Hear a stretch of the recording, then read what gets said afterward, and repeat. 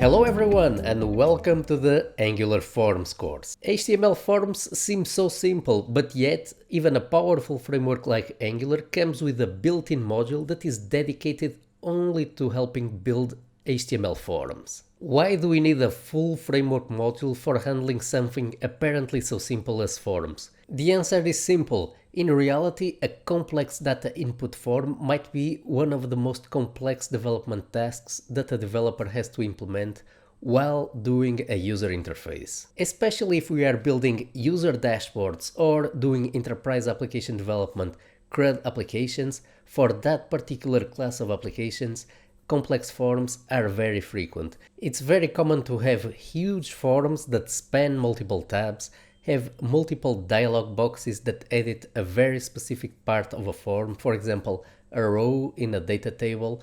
It's very common for these large forms to have complex business validation rules and subtle dependencies between what we fill in one part of the form and what is valid in a different part of the form.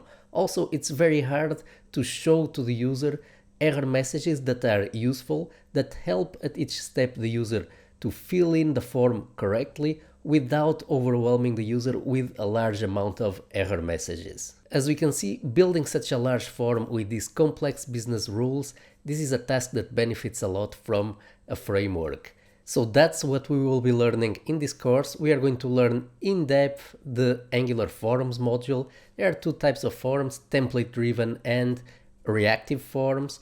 We are going to go through both form types. We are going to learn them by comparing them. We are going to build the same form on each form type. We are going to learn about the differences, the advantages and disadvantages of each type of form.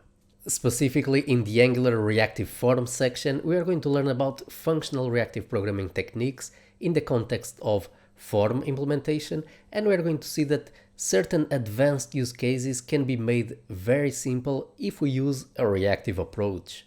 In the end of this course, we are going to tie everything together with an exercise. We are going to implement step by step a user input form that is going to include multi-field validation.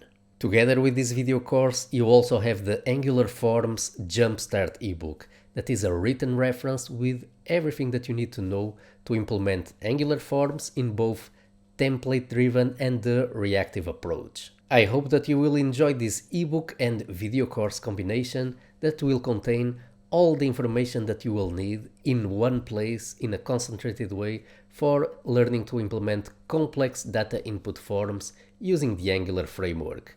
So without further ado, let's get started learning Angular Forms together. I want to thank you for watching, and I will see you inside the course.